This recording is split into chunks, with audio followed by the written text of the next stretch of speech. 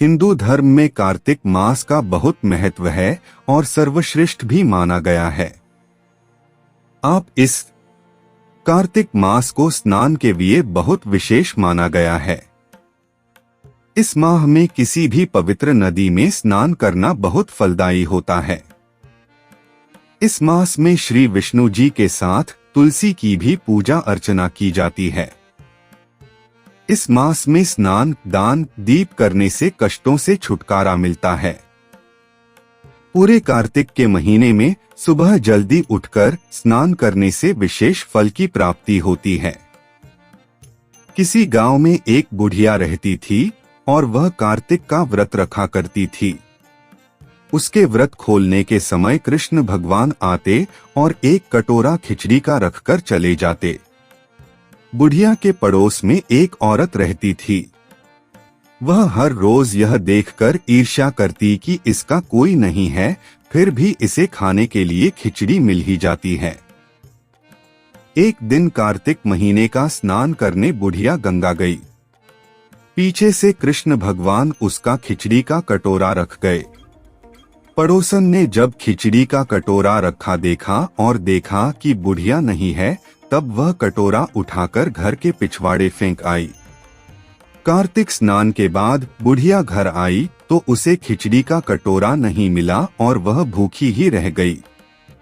बार बार एक ही बात कहती कि कहाँ गई मेरी खिचड़ी और कहाँ गया मेरा खिचड़ी का कटोरा।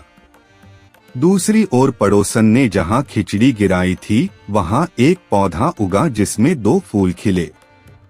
एक बार राजा उस ओर से निकला तो उसकी नजर उन दोनों फूलों पर पड़ी और वह उन्हें तोड़कर घर ले आया। घर आने पर उसने वह फूल रानी को दिए, जिन्हें सूंघने पर रानी गर्भवती हो गई। कुछ समय बाद रानी ने 2 पुत्रों को जन्म दिया। वह दोनों जब बड़े हो गए तब वह किसी से भी बोलते नहीं थे, लेकिन जब वह दोनों शिकार पर जाते तब रास्ते में उन्हें वही बुढ़िया मिलती जो अभी भी यही कहती कि कहाँ गई मेरी खिचड़ी और कहाँ गया मेरा कटोरा। बुढ़िया की बात सुनकर वह दोनों कहते कि हम है तेरी खिचड़ी और हम है तेरा बेला। हर बार जब भी वह शिकार पर जाते तो बुढ़िया यही बात कहती और वह दोनों वही उत्तर देते। एक बार राजा के कानों में यह बात पड़ गई। उसे आश्चर्य हुआ कि दोनों लड़के किसी से नहीं बोलते, तब यह बुढ़िया से कैसे बात करते हैं। राजा ने बुढ़िया को राजमहल बुलवाया और कहा कि हमसे तो किसी से ये दोनों बोलते नहीं हैं, तुमसे यह कैसे बोलते हैं। बुढ़िया ने कहा कि महाराज मुझे नहीं पता कि ये कैसे मुझसे बोल लेते हैं। मैं तो कार्तिक का व्रत करती थी और कृष्ण भगवान मुझे खिचड़ी का बेला भरकर दे जाते थे। एक दिन मैं स्नान करके वापस आई तो मुझे वह खिचड़ी नहीं मिली। जब मैं कहने लगी कि कहाँ गई मेरी खिचड़ी और कहाँ गया मेरा बेला, तब इन दोनों लड़कों ने कहा कि तुम्हारी पड़ोसन ने तुम्हारी खिचड़ी फेंक दी थी तो उसके 2 फूल बन गए थे। वह फूल राजा तोड़कर ले गया और रानी ने सूंघा तो हम 2 लड़कों का जन्म हुआ। हमें भगवान ने ही तुम्हारे लिए भेजा है। कार्तिक मास व्रत कथा। कार्तिक मास में न करें ये काम। कार्तिक महीने में देर तक नहीं सोना चाहिए, बल्कि ब्रह्मा मुहूर्त में उठकर स्नान करना चाहिए। कार्तिक मास में लहसुन, प्याज, नॉनवेज जैसी तामसिक चीजें नहीं खाना चाहिए। कार्तिक महीने में सात्विक भोजन ही करना चाहिए, वरना माता लक्ष्मी नाराज हो सकती हैं। कार्तिक मास में जमीन में सोना चाहिए, इससे भगवान प्रसन्न होते हैं। अब सुनिए दूसरी कथा। पौराणिक कथाओं के अनुसार दैत्य तारकासुर के 3 पुत्र थे, तारकाक्ष, कमलाक्ष और विद्युन्माली। जब भगवान शिव के पुत्र कार्तिकेय ने तारकासुर का वध कर दिया तो उसके पुत्रों को बहुत दुख हुआ। इसके बाद उन्होंने देवताओं से बदला लेने के लिए घोर तपस्या कर ब्रह्मा जी को प्रसन्न किया।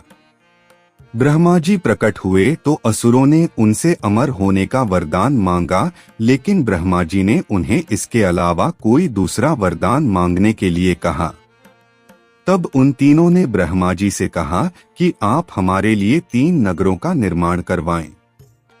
हम इन नगरों में बैठकर सारी पृथ्वी पर आकाश मार्ग से घूमते रहें। 1000 साल बाद हम एक जगह मिलें। उस समय जब हमारे तीनों पुर नगर मिलकर एक हो जाएं, तो जो देवता उन्हें एक ही बाण से नष्ट कर सके वही हमारी मृत्यु की वजह हो। ब्रह्मा जी ने उन्हें ये वरदान दे दिया। ब्रह्मा जी का वरदान पाकर तारकाक्ष, कमलाक्ष व विद्युन्माली बहुत प्रसन्न हुए। ब्रह्मा जी के कहने पर मैदानव ने उनके लिए 3 नगरों का निर्माण किया। उनमें से एक नगर सोने का, एक चांदी का व एक नगर लोहे का था।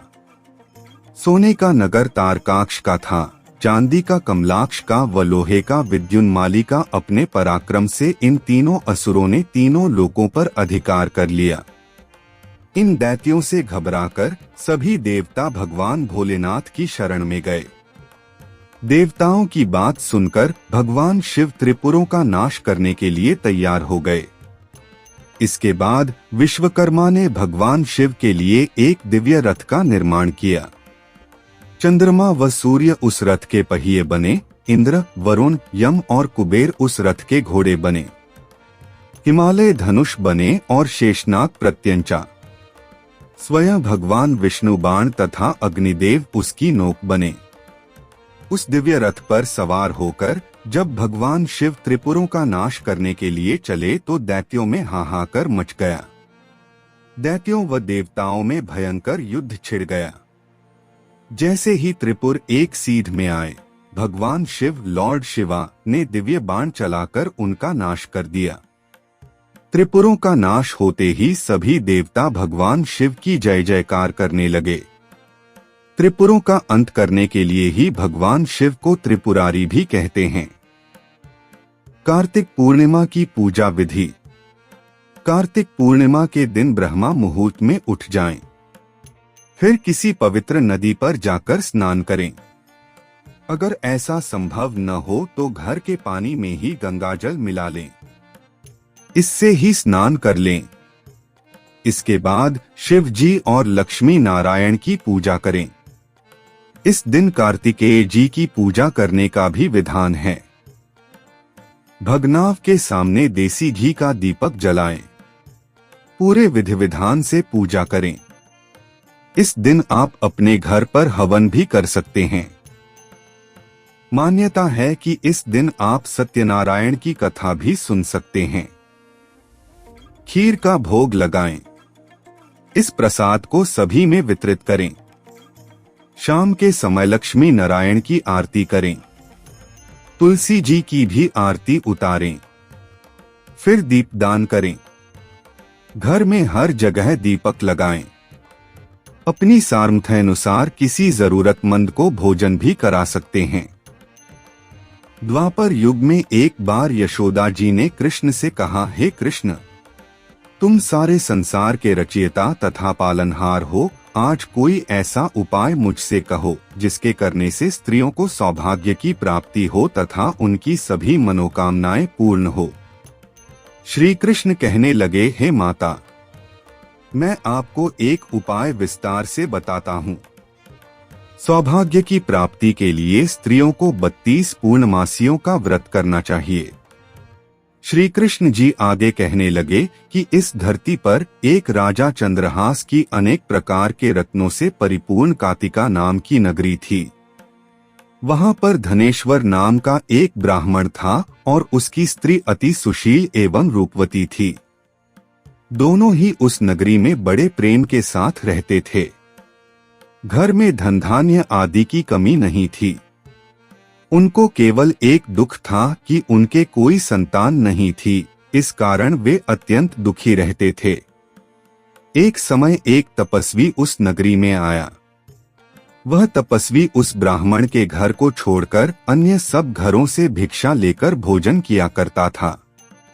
एक दिन हमेशा की तरह तपस्वी भिक्षान्न को प्रेम पूर्वक खा रहा था कि धनेश्वर ने योगी का यह सब कार्य देख लिया।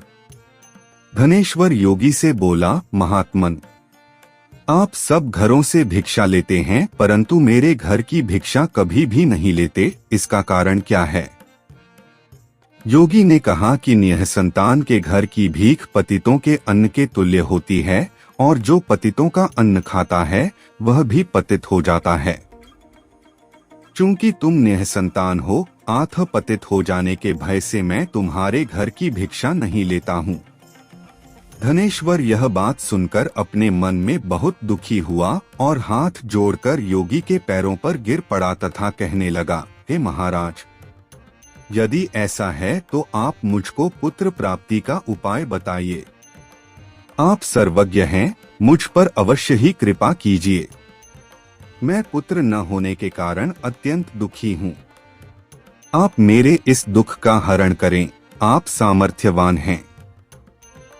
यह सुनकर योगी कहने लगे, हे ब्राह्मण, तुम चंडी की आराधना करो। घर आकर उसने अपने स्त्री से सब वृत्तांत कहा और स्वयं तप के निमित्त वन में चला गया। वन में जाकर उसने चंडी की उपासना की और उपवास किया। चंडी ने 16वें दिन उसको स्वप्न में दर्शन दिया और कहा, हे धनेश्वर, जा तेरे पुत्र होगा, परंतु वह 16 वर्ष की आयु में ही मृत्यु को प्राप्त हो जाएगा। यदि तुम दोनों स्त्री पुरुष 32 पूर्णमासियों का व्रत विधिपूर्वक करोगे तो वह दीर्घायु होगा। प्रातःकाल आने पर इस स्थान के समीप ही तुम्हें एक आम का वृक्ष दिखाई देगा। उस पर चढ़कर एक फल तोड़कर शीघ्र अपने घर चले जाना, अपनी स्त्री को खिलाना।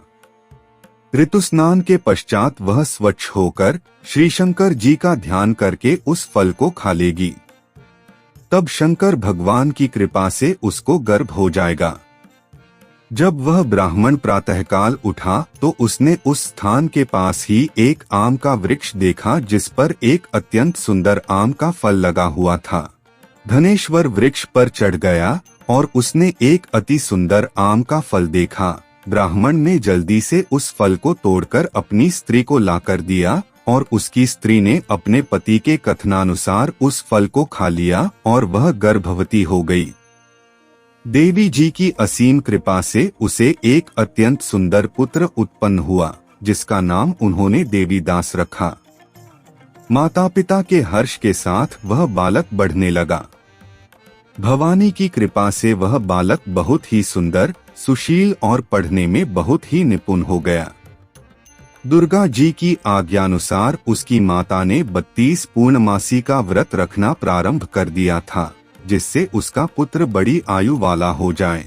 16वां वर्ष लगते ही देवीदास के माता पिता को चिंता हुई कि कहीं उनके पुत्र की इस वर्ष मृत्यु न हो जाए। इसलिए उन्होंने अपने मन में विचार किया कि यदि यह दुर्घटना उनके सामने हो गई तो वे कैसे सहन कर सकेंगे। इसलिए उन्होंने देवीदास के मामा को बुलाया और कहा कि हमारी इच्छा है कि देवीदास 1 वर्ष तक काशी में जाकर विद्याध्ययन करे, इसलिए साथ में तुम चले जाओ और 1 वर्ष के पश्चात इसको वापस लौटा लाना। सब प्रबंध करके उसके माता पिता ने काशी जाने के लिए देवीदास को एक घोड़े पर बैठाकर उसके मामा को उसके साथ भेज दिया। धनेश्वर ने सपत्नीक अपने पुत्र की मंगल कामना तथा दीर्घायु के लिए भगवती दुर्गा की आराधना और पूर्णमासियों का व्रत करना आरंभ कर दिया। इस प्रकार बराबर 32 पूर्णमासी का व्रत पूरा किया। कुछ समय पश्चात मामा और भांजा मार्ग में रात्रि बिताने के लिए किसी ग्राम में ठहरे हुए थे। उस दिन उस गांव में एक ब्राह्मण की अत्यंत सुंदर, सुशील और गुणवती कन्या का विवाह होने वाला था। जिस धर्मशाला के अंदर वर और उसकी बारात ठहरी हुई थी, उसी धर्मशाला में देवीदास और उसके मामा भी ठहरे हुए थे। संयोगवश कन्या को तेल आदि चढ़ाकर मंडप आदि का कृत्य किया गया तो लगन के समय वर को धनुर्वात हो गया। अस्तु वर के पिता ने अपने कुटुंबियों से परामर्श करके निश्चय किया कि यह देवीदास मेरे पुत्र जैसा ही सुंदर है, मैं इसके साथ ही लग्न करा दूं और बाद में विवाह के अन्य कार्य मेरे लड़के के साथ हो जाएंगे। ऐसा सोचकर देवीदास के मामा से जाकर बोला कि तुम थोड़ी देर के लिए अपने भांजे को हमें दे दो, जिससे विवाह के लगन का सब कृत्य सुचारू रूप से हो सके। तब उसका मामा कहने लगा कि जो कुछ भी मधुपर्क आदि कन्यादान के समय वर को मिले वह सब हमें दे दिया जाए, तो मेरा भांजा इस बारात का दूल्हा बन जाएगा। यह बात वर के पिता ने स्वीकार कर लेने पर उसने अपना भांजा वर बनने को भेज दिया और उसके साथ सब विवाह कार्य रात्रि में विधिपूर्वक संपन्न हो गया। पत्नी के साथ वह भोजन न कर सका और अपने मन में सोचने लगा कि न जाने यह कैसी स्त्री होगी। वह एकांत में इसी सोच में पड़ गया तथा उसकी आंखों में आंसू भी आ गए। तब वधू ने पूछा कि क्या बात है, आप इतने दुखी क्यों हो रहे हैं? तब उसने सब बातें जो वर के पिता व उसके मामा में हुई थीं उसको बतला दी। तब कन्या कहने लगी कि यह ब्रह्मा विवाह के विपरीत हो कैसे सकता है। देव, ब्राह्मण और अग्नि के सामने मैंने आपको ही अपना पति बनाया है, इसलिए आप ही मेरे पति हैं। मैं आपकी ही पत्नी रहूंगी, किसी अन्य की कदापि नहीं। तब देवीदास ने कहा, ऐसा मत करिए, क्योंकि मेरी आयु बहुत थोड़ी है। मेरे पश्चात आपकी क्या गति होगी, इन बातों को अच्छी तरह विचार लो। परंतु वह दृढ़ विचार वाली थी, बोली कि जो आपकी गति होगी वही मेरी गति होगी। हे स्वामी, आप उठिए और भोजन करिए, आप निश्चय ही भूखे होंगे। इसके बाद देवीदास और उसकी पत्नी दोनों ने भोजन किया तथा शेष रात्रि वे सोते रहे। प्रातःकाल देवीदास ने अपनी पत्नी को 3 नगों से जड़ी हुई एक अंगूठी दी, एक रुमाल दिया और बोला, हे प्रिय, इसे लो और संकेत समझकर स्थिर चित्त हो जाओ। यदि मैं जीवित रहा तो अवश्य वापस आऊंगा, अन्यथा समझ लेना मेरी मृत्यु हो गई है। यह समझाकर वह चला गया। प्रातःकाल होते ही वहां पर गाजे बाजे बजने लगे और जिस समय विवाह के कार्य समाप्त करने के लिए वर तथा सब बाराती मंडप में आए तो कन्या ने वर को भली प्रकार से देखकर अपने पिता से कहा कि यह मेरा पति नहीं है। मेरा पति वही है जिसके साथ रात्रि में मेरा पाणिग्रहण हुआ था। इसके साथ मेरा विवाह नहीं हुआ है। यदि यह वही है तो बताए कि मैंने इसको क्या दिया। मधुपर्क और कन्यादान के समय जो मैंने भूषणादि दिए थे उन्हें दिखाए तथा रात में मैंने क्या गुप्त बातें कही थीं, वह सब सुनाए। पिता ने उसके कथनानुसार वर को बुलवाया। कन्या की यह सब बातें सुनकर वह कहने लगा कि मैं कुछ नहीं जानता। इसके पश्चात लज्जित होकर वह चला गया और सारी बारात भी अपमानित होकर वहां से लौट गई। इस प्रकार देवीदास काशी चला गया। जब कुछ समय बीत गया तो काल से प्रेरित होकर एक सर्प रात्रि के समय उसको डसने के लिए वहां पर आया, परंतु व्रत के प्रभाव से उसको काट न पाया, क्योंकि पहले ही उसकी माता ने 32 पूर्णिमा का व्रत कर रखा था। इसके बाद मध्याह्न के समय स्वयंकाल वहां पर आया और उसके शरीर से उसके प्राणों को निकालने का प्रयत्न करने लगा, जिससे वह मूर्छित होकर पृथ्वी पर गिर पड़ा। भगवान की कृपा से उसी समय पार्वती जी के साथ श्री शंकर जी वहां पर आ गए। उसको मूर्छित दशा में देखकर पार्वती जी ने भगवान शंकर से प्रार्थना की कि हे महाराज, इस बालक की माता ने पहले 32 पूर्णिमा का व्रत किया था, जिसके प्रभाव से इसका मृत्यु दोष कट गया।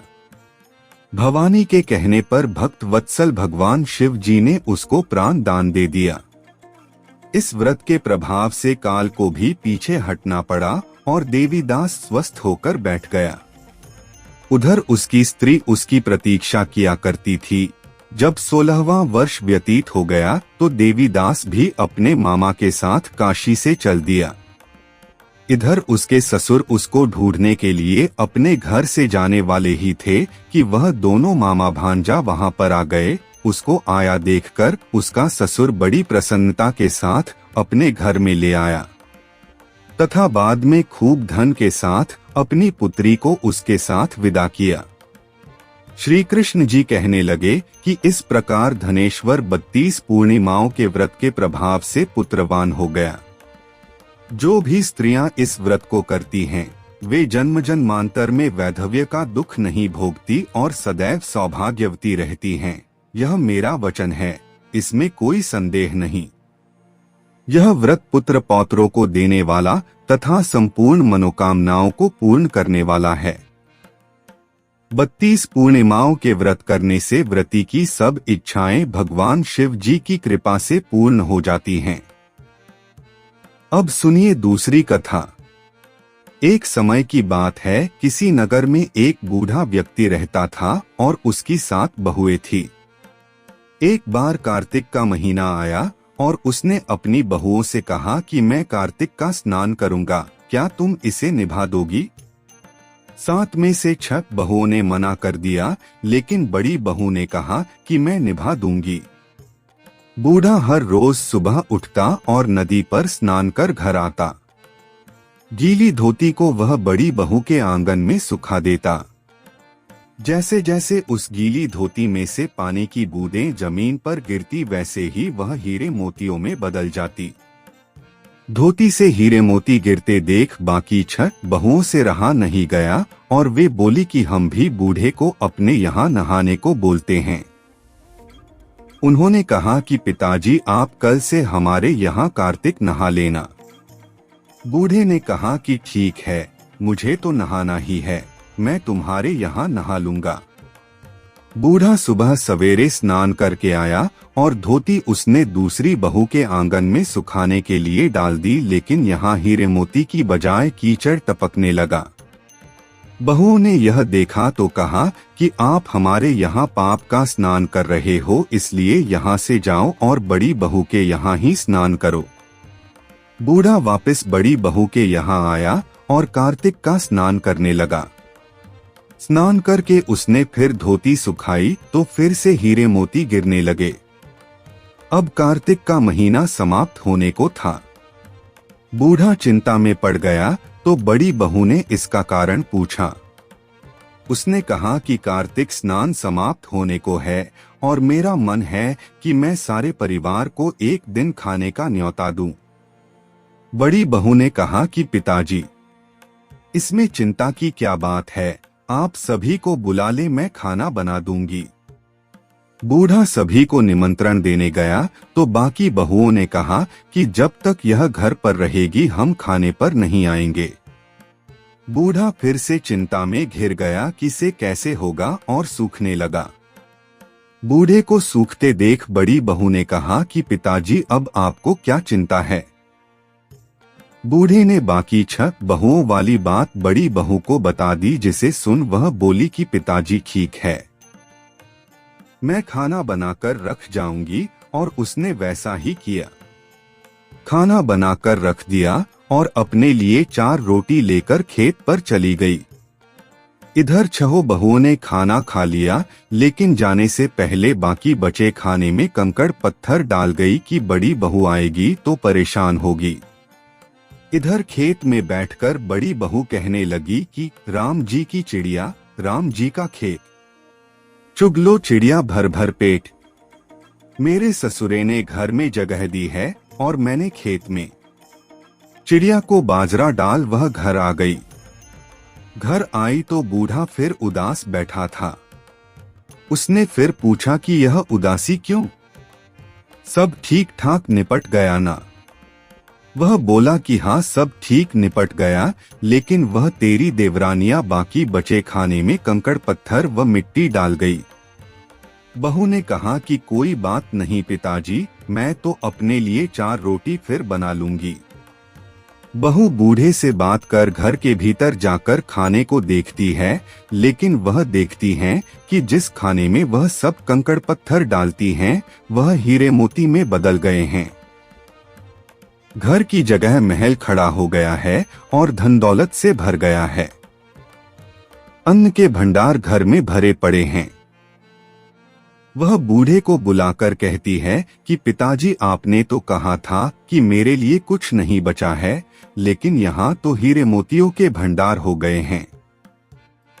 पूरे घर में धन की वर्षा हो रही है। साधारण सा घर महल में बदल गया है। बूढ़ा सब चीजें देखकर बोला कि बेटी, तुमने सच्चे मन से कार्तिक स्नान सच्चे मन से निभाया था, लेकिन बाकी बहुओं ने पापी मन से इसे निभाया।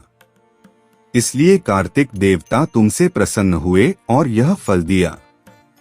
हे कार्तिक देवता, जैसे आपने बड़ी बहू की सुनी, वैसे ही आप सभी की सुनना।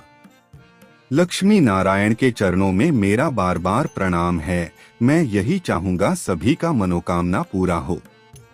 वीडियो पसंद आई है तो लाइक कीजिए और चैनल को सब्सक्राइब कीजिए। इंदल वॉइस चैनल को हमारे इस चैनल पर व्रत कथा कर रिलेटेड वीडियो अपलोड होते हैं।